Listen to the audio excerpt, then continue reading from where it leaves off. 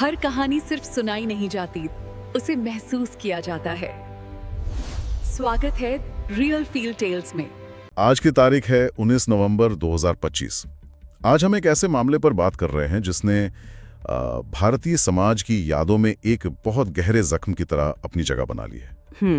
2012 का Delhi gangrape case, जिसे देश ने निर्भया केस का नाम दिया। बिल्कुल। हमारे पास जो स्रोत है वो इस घटना की पूरी कहानी बताते हैं। मतलब उस रात असल में क्या हुआ, उसके बाद देश भर में एक ऐसा भूचाल आया और कैसे उस एक घटना ने हमारे देश के कानूनों तक को बदल डाला। और यही सवाल सबसे अहम है कि आखिर इस एक केस में ऐसा क्या था जिसने पूरी देश की चेतना को झकझोर कर रख दिया। सही बात है, क्योंकि बात सिर्फ अपराध की भयानक क्रूरता की नहीं है, वो तो थी ही, लेकिन इस मामले ने शहरी मध्य वर्ग के मन में बैठी जो एक सुरक्षा की भावना थी, उसे चकनाचूर कर दिया था। अच्छा। ऐसा लगा जैसे समाज ने आईने में अपना वो चेहरा देख लिया जिसे वो अब तक नजरअंदाज करता आ रहा था। और जो गुस्सा सड़कों पर उतरा ना, वो सिर्फ मोमबत्तियां जलाने वाला नहीं था, वो एक ऐसी आग थी जिसने सत्ता के गलियारों तक को अपनी चपेट में ले लिया था। तो चलिए शुरू से शुरू करते हैं। उस रात से जब ये सब हुआ, तारीख थी 16 दिसंबर 2012, दिल्ली की एक सर्द रात।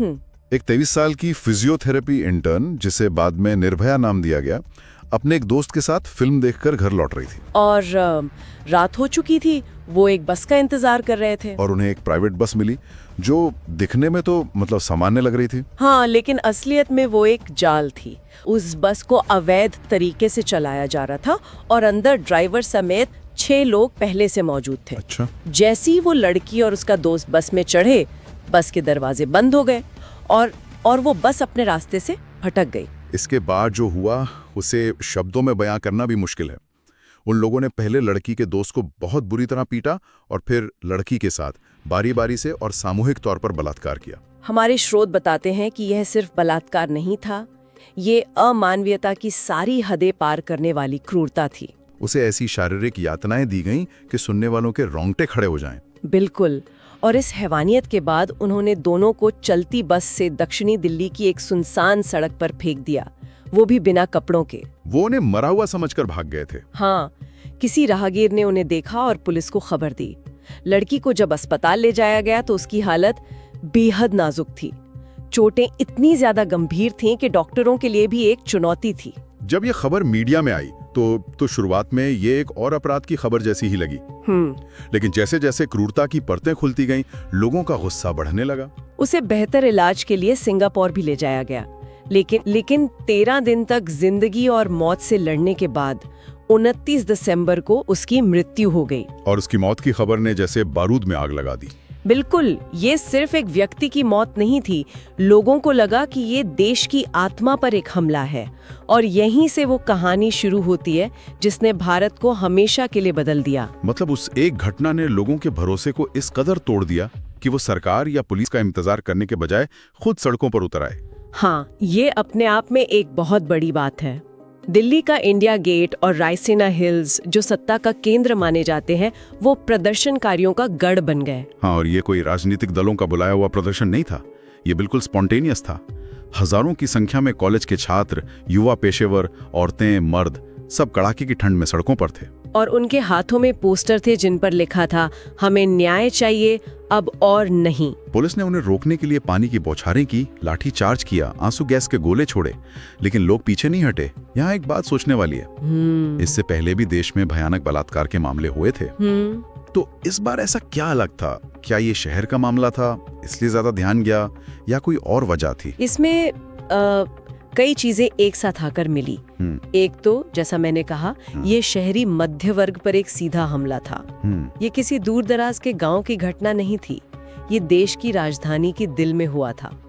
लोगों को लगा कि अगर दिल्ली में एक चलती बस में ऐसा हो सकता है तो कोई कहीं भी सुरक्षित नहीं है। सही बात। दूसरा, 2012 तक 24 घंटे वाले न्यूज चैनल और सोशल मीडिया की ताकत बहुत बढ़ चुकी थी। हाँ, वो तो है। खबरें और लोगों का गुस्सा जंगल की आग की तरह फैल रहा था।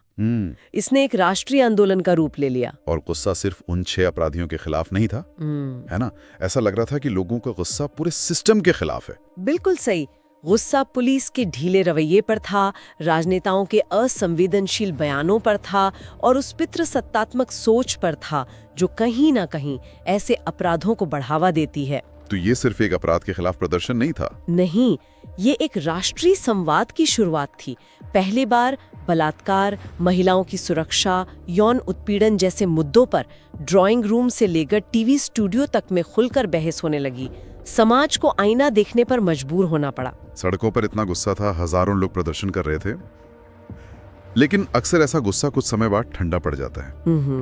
क्या इस मामले में इसका कोई ठोस नतीजा निकला या ये सिर्फ एक भावनात्मक उबाल बनकर रह गया? नहीं, ये सिर्फ उबाल नहीं था। इस गुस्से ने ठोस नतीजे दिए और यही इस मामले की सबसे बड़ी विरासत है। अच्छा। सरकार पर इतना ज्यादा दबाव था कि उसे तुरंत कदम उठाने पड़े।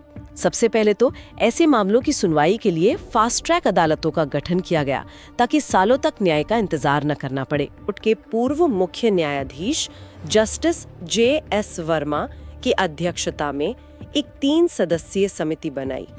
इस समिति को सिर्फ 30 दिन का समय दिया गया था कि वो भारत के आपराधिक कानूनों की समीक्षा करे और महिलाओं के खिलाफ अपराधों को रोकने के लिए सुझाव दे। सिर्फ 30 दिन? ये तो मतलब बहुत ही कम समय है। बिल्कुल। और जस्टिस वर्मा समिति ने दिन रात काम करके 29 दिनों में अपनी रिपोर्ट सौंप दी। ये अपने आप में एक रिकॉर्ड था। वाह। उन्होंने हजारों आम लोगों और विशेषज्ञों से सुझाव लिए और उनकी सिफारिशों के आधार पर जो कानून बना, उसने भारत में यौन अपराधों से जुड़े कानून की सूरत ही बदल दी। आप आपराधिक कानून संशोधन अधिनियम 2013 की बात कर रही हैं? जी। इसमें क्या खास था? इसमें कई क्रांतिकारी बदलाव थे। पहला, इसने बलात्कार की परिभाषा को और व्यापक बनाया।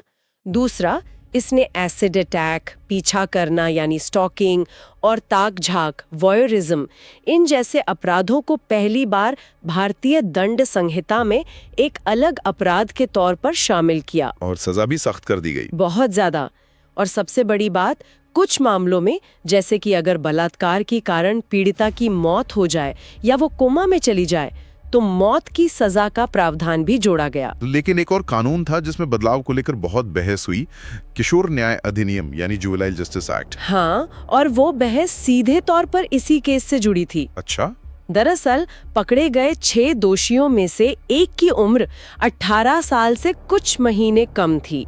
वो कानूनी तौर पर एक नाबालिग था और उस समय के कानून के मुताबिक चाहे अपराध कितना भी गंभीर क्यों ना हो, किसी नाबालिग को ज्यादा से ज्यादा 3 साल के लिए सुधार गृह में ही भेजा जा सकता था। हजम नहीं हो रही थी कि इतनी बर्बरता करने वाले को सिर्फ इसलिए छोड़ दिया जाएगा क्योंकि वो कुछ महीने छोटा है। सही कहा। ये एक बहुत बड़ी राष्ट्रीय बहस बन गई। एक तरफ मानवाधिकार कार्यकर्ता थे जिनका कहना था कि एक बच्चे को वयस्क की तरह सजा नहीं दी जा सकती क्योंकि उसमें सुधरने की गुंजाइश होती है। और दूसरी तरफ आम जनता और कई विशेषज्ञ थे जिनका मानना था कि अगर कोई 16-17 साल का किशोर इतना जघन्य अपराध कर सकता है तो उसे उम्र का फायदा नहीं मिलना चाहिए। इसी दबाव के चलते 2015 में किशोर न्याय अधिनियम में संशोधन किया गया।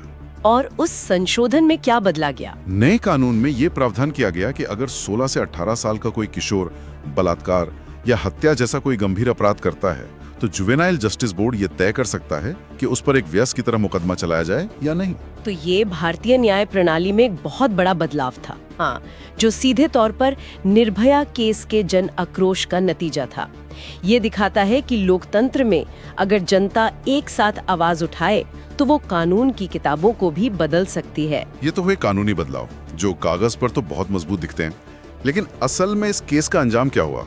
क्या उन दोषियों को सजा मिली? हाँ, सजा मिली, लेकिन एक लंबी और थका देने वाली कानूनी लड़ाई के बाद। अच्छा। पुलिस ने तेजी से काम करते हुए सभी 6 आरोपियों को गिरफ्तार कर लिया था। ट्रायल शुरू होने से पहले ही मुख्य आरोपी राम सिंह ने तिहाड़ जेल में आत्महत्या कर ली। और बाकी 5 का क्या हुआ? जो नाबालिग दोषी था उसने सुधार गृह में अपनी 3 साल की सजा पूरी की और 2015 में उसे रिहा कर दिया गया। उसकी रिहाई पर भी बहुत विवाद हुआ था। बहुत ज्यादा। बाकी बचे 4 वयस्क दोषी मुकेश सिंह, विनय शर्मा, अक्षय ठाकुर और पवन गुप्ता पर फास्ट ट्रैक अदालत में मुकदमा चला। सितंबर 2013 में अदालत ने चारों को बलात्कार और हत्या का दोषी पाते हुए मौत की सजा सुनाई। लेकिन मौत की सजा सुनाने और उसे अमल में लाने में बहुत लंबा वक्त लग गया। बहुत लंबा, लगभग 7 साल। 7 साल। चारों दोषियों ने अपने सभी कानूनी विकल्पों का इस्तेमाल किया। उन्होंने दिल्ली हाई कोर्ट में अपील की, जो खारिज हो गई। फिर उन्होंने सुप्रीम कोर्ट में अपील की, वहां भी उनकी मौत की सजा बरकरार रखी गई। उसके बाद भी तो याचिकाएं होती हैं। बिल्कुल, उसके बाद उन्होंने पुनर्विचार याचिकाएं और क्यूरेटिव याचिकाएं दायर की। जब सब कुछ खारिज हो गया तो उन्होंने राष्ट्रपति के पास दया याचिका भेजी। ये पूरी प्रक्रिया सालों तक चलती रही और देश का धैर्य जवाब दे रहा था। ऐसा लग रहा था जैसे वो कानून का मजाक उड़ा रहे हैं। कई लोगों को ऐसा ही लगा। अंत में जब उनके सारे कानूनी रास्ते बंद हो गए, तब जाकर 20 मार्च 2020 की सुबह उन चारों को दिल्ली की तिहाड़ जेल में एक साथ फांसी दे दी गई। तो ये उस लंबी और दर्दनाक कानूनी लड़ाई का अंत था। हाँ, ये अंत था। तो आज हमने 2012 के दिल्ली गैंग रेप केस को परत दर परत समझा। ये सिर्फ एक अपराध की कहानी नहीं है, बल्कि एक तरह से एक समाज के जागने की कहानी है। हमने देखा कि कैसे एक क्रूर घटना ने पूरे देश को आंदोलित किया और उस आंदोलन के दबाव ने हमारे कानूनों को ज्यादा सख्त और जवाबदेह बनाने पर मजबूर कर दिया। हाँ, कानूनी तौर पर ये केस अपने अंजाम तक पहुंचा। दोषियों को वो सजा मिली जो कानून में लिखी थी। लेकिन जानते हैं, मुझे एक बात आज भी सोचने पर मजबूर करती है। क्या? कानूनी न्याय मिल जाना और सामाजिक न्याय मिल जाना, क्या ये दोनों एक ही बात है? हमने कानून तो बदल दिए, सजा भी सख्त कर दी, पर क्या समाज में महिलाओं को देखने का नजरिया बदला है? ये एक बहुत जरूरी सवाल है। सोचने वाली बात यह है कि क्या सिर्फ सख्त कानून और फांसी की सजा ही महिलाओं के खिलाफ होने वाले अपराधों का समाधान है, या फिर ये लड़ाई कहीं ज्यादा गहरी है, हमारे घरों में, हमारे स्कूलों में, हमारी सोच में? शायद निर्भया केस ने हमें सिर्फ कानून बदलना नहीं सिखाया, बल्कि ये भी याद दिलाया है कि असली बदलाव तब आएगा जब हमें ऐसे कानूनों की जरूरत ही नहीं पड़ेगी। और वो मंजिल अभी बहुत दूर है। बहुत दूर।